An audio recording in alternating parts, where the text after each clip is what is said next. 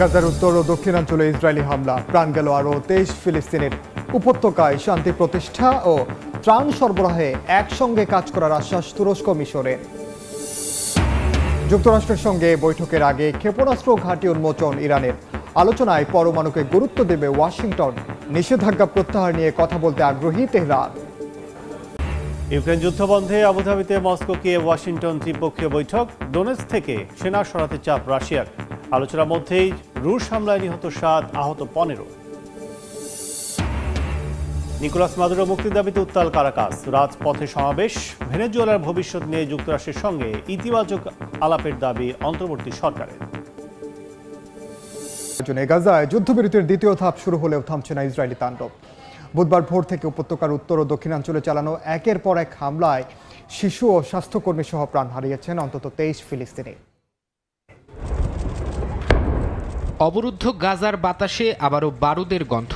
বুধবার স্থানীয় সময় ভোর থেকে দের আল বালা, খান ইউনিস এবং গাজা সিটির তুফা ও জেইতুন এলাকায় ভয়াবহ হামলা চালিয়েছে দখলদার বাহিনী। তাদের অভিযানে প্রাণ হারিয়েছেন নারী, শিশুসহ বেশ কয়েকজন ফিলিস্তিনি। তেল আবিবের দাবি, উপত্যকার দক্ষিণাঞ্চলে চালানো হামলায় হামাসের এক সদস্য নিহত হয়েছেন। উত্তরাঞ্চলে ইসরায়েলি সেনাদের লক্ষ্য করে চালানো হামলার জবাবে হামাসের অবস্থান লক্ষ্য করে অভিযান পরিচালিত হয় বলেও দাবি করা হয়েছে।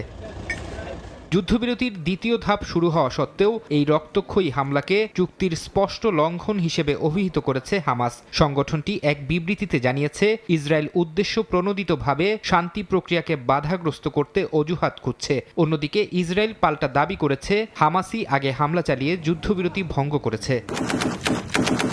ফিলিস্তিনি সিভিল ডিফেন্সের মুখপাত্র আল জাজিরাকে জানিয়েছেন, ইয়েলো লাইনের ভেতরেও হামলা চালাচ্ছে ইসরায়েলি বাহিনী। ওই মুখপাত্রের অভিযোগ, এই নির্দিষ্ট এলাকার ভেতরেও বহু বেসামরিক মানুষ হামলার শিকার হচ্ছেন এবং অনেক মানুষ নিখোঁজ হওয়ার খবর পাওয়া যাচ্ছে। গাজার এই টালমাটাল পরিস্থিতির মধ্যেই কায়রোতে মিশরের প্রেসিডেন্ট আবদেল ফাতাহ আল সিসির সাথে বৈঠক করেছেন তুরস্কের প্রেসিডেন্ট রিসেপ তাইপ এরদোয়ান। যৌথ সংবাদ সম্মেলনে এরদোয়ান জানান, গাজায় শান্তি ফেরাতে এবং মানবিক সহায়তা পৌঁছাতে আঙ্কারা ও কায়রো এক হয়ে কাজ করবে। ইরান যুক্তরাষ্ট্র সম্ভাব্য বৈঠকের স্থান নিয়ে ধোঁয়াশা কেটেছে। শুক্রবার ওমানে বৈঠকে বসতে যাচ্ছে দুই পক্ষ। প্রথমে ইস্তাম্বুলে বৈঠকের কথা থাকলেও তেহরানের প্রস্তাবের পর স্থান পরিবর্তন করা হয়েছে।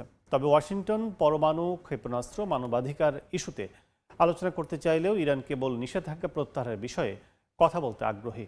এর মধ্যে কাতার, তুরস্ক, মিশর মধ্যস্থতাকারী হিসেবে একটি খসড়া প্রস্তাব দিয়েছে।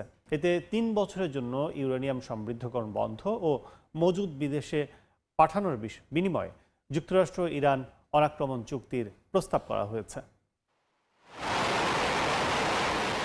ইরানে হামলা চালাতে মার্কিন সামরিক বাহিনীর ব্যাপক প্রস্তুতি আর তেহরানের পাল্টা হুঙ্কারে বাজছে যুদ্ধের দামামা। তবে এর মধ্যেই সংঘাত এড়িয়ে শান্তিপূর্ণ সমাধানের আশার আলো দেখা দিয়েছে। বিভিন্ন আন্তর্জাতিক গণমাধ্যম বলছে, আগামী শুক্রবার বৈঠকে বসতে যাচ্ছে দুই পক্ষ।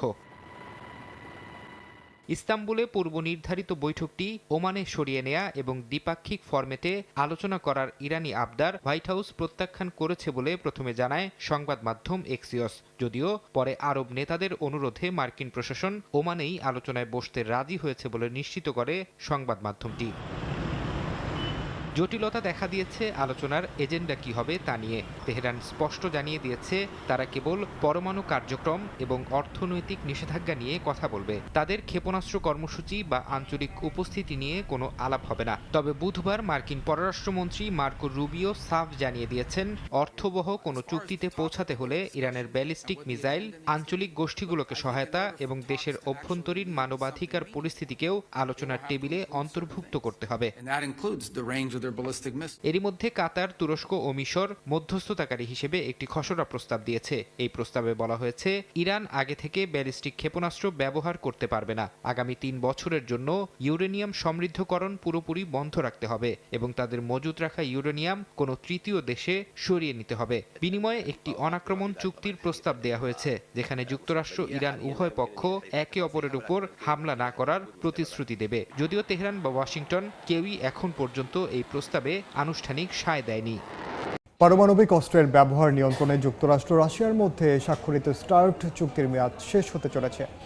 রাশিয়ার দাবি, মেয়াদ বাড়ানোর বিষয়ে মস্কোর প্রস্তাবের কোনো জবাব দেয়নি ওয়াশিংটন। প্রাথমিকভাবে চুক্তির সময়সীমা বাড়ানোর বিষয়ে আগ্রহ দেখালেও চলতি বছরের জানুয়ারিতে তা প্রত্যাখ্যান করেন ট্রাম্প। এই অবস্থায় পারমাণবিক অস্ত্র ব্যবহারে আর কোনো বিধিনিষেধ মানা হবে না বলে হুঁশিয়ারি দিয়েছেন প্রেসিডেন্ট ভ্লাদিমির পুতিন। এটিকে আন্তর্জাতিক শান্তি ও নিরাপত্তার জন্য গুরুতর মুহূর্ত বলে আখ্যা দিয়েছেন জাতিসংঘ মহাসচিব আন্তোনিও গুতেরেস। এদিকে ইউক্রেন যুদ্ধ বন্ধে আবুধাবিতে শুরু হয়েছে দুদিনব্যাপী ত্রিপক্ষীয় বৈঠক। বুধবার যুক্তরাষ্ট্র, রাশিয়া ও ইউক্রেনের প্রতিনিধিরা যুদ্ধবিরতি ও বন্দি বিনিময় নিয়ে আলোচনা করেছেন। তবে ডোনেটস্ক থেকে ইউক্রেনীয় সেনা প্রত্যাহারের প্রশ্নে এখনো অনড় মস্কো। এই আলোচনার মধ্যেই রুশ প্রেসিডেন্ট ভ্লাদিমির পুতিন ও চীনের প্রেসিডেন্ট শি জিনপিং ভিডিও কলে তাদের কৌশলগত সম্পর্ক আরও দৃঢ় করার ঘোষণা দিয়েছেন। এদিকে ইউক্রেনের পূর্বাঞ্চলে রুশ ক্ষেপণাস্ত্র হামলায় অন্তত 7 জন নিহত ও 15 জন আহত হয়েছেন। বুধবার স্থানীয় সময় সকালে ইউক্রেনের পূর্বাঞ্চলে ভয়াবহ হামলা চালায় রুশ সেনারা। স্থানীয় একটি বাজারে রাশিয়ার ছোড়া শক্তিশালী বোমার আঘাতে ঘটনাস্থলে কয়েকজন হতাহত হন। ডোনেটস্ক অঞ্চলের গভর্নর এই হামলাকে পরিকল্পিত যুদ্ধাপরাধ হিসেবে অভিহিত করেছেন। এছাড়া গত 24 ঘন্টায় দনবাস অঞ্চলে অভিযান চালিয়ে 2টি বসতি দখলে নেয়ার দাবিও করেছে মস্কো। যুদ্ধবন্ধে সংযুক্ত আরব আমিরাতের আবুধাবিতে বুধবার শুরু হয়েছে 2 দিনব্যাপী ইউক্রেন, রাশিয়া, যুক্তরাষ্ট্রের উচ্চ পর্যায়ের ত্রিপক্ষীয় বৈঠক। এদিন আলোচনা হয় সামরিক বন্দি বিনিময়, জ্বালানি অবকাঠামো রক্ষা এবং স্থায়ী যুদ্ধবিরতির ঘোষণা নিয়ে। প্রথম দিনের আলোচনাকে ইউক্রেন ফলপ্রসূ বললেও ক্রেমলিন সাফ জানিয়েছে ডোনেটস্ক থেকে সেনা না সরালে যুদ্ধ থামবে না। বুধবার রাতে দেয়া এক ভিডিও বার্তায় ইউক্রেনের প্রেসিডেন্ট ভলোদিমির জেলেনস্কি তার কঠোর অবস্থানের কথা পুনর্ব্যক্ত করেন। তিনি স্পষ্ট জানান, শান্তি আলোচনার মধ্য দিয়ে যেন রাশিয়াকে চুক্তি ভাঙার সুযোগ না দেয়া হয়। জেলেনস্কি জোর দিয়ে বলেন, রাশিয়ার উপর আন্তর্জাতিক চাপ ও সুনির্দিষ্ট নিরাপত্তা গ্যারান্টি প্রয়োজন।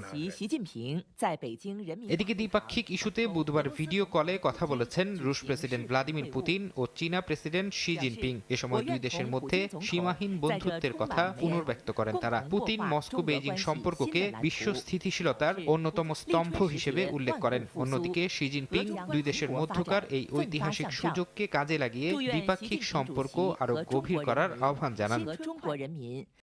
ভেনেজুয়েলার প্রেসিডেন্ট নিকোলাস মাদুরোর মুক্তির দাবিতে আবার উত্তাল কারাকাস। স্থানীয় সভায় মঙ্গলবার রাজপথে সমাবেশ করেন মাদুরোর সমর্থকেরা।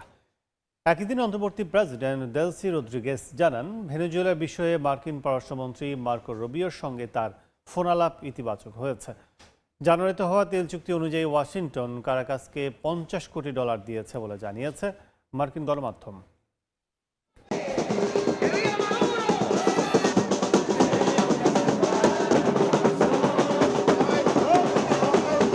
অবৈধভাবে ভেনেজুয়েলায় মার্কিন সামরিক অভিযানের পেরিয়ে গেছে 1 মাস। প্রেসিডেন্ট নিকোলাস মাদুরো ও তার স্ত্রীর মুক্তির ব্যাপারে আশার আলো দেখছেন না সমর্থকেরা। তবুও তাদের মুক্তির দাবিতে মঙ্গলবার কারাকাসের রাস্তায় নামেন তারা। সমাবেশে ইউনাইটেড সোশ্যালিস্ট পার্টি PSUVর নেতাকর্মী ও বলিভারিয়ান মিলিশিয়ার সদস্যরা উপস্থিত ছিলেন। মিছিলে মাদুরোকে সুপারহিরো চরিত্র, সুপার বিগোটের রূপে দেখানো প্রতীক, খেলনা ও পোস্টার ছিল চোখে পড়ার মতো।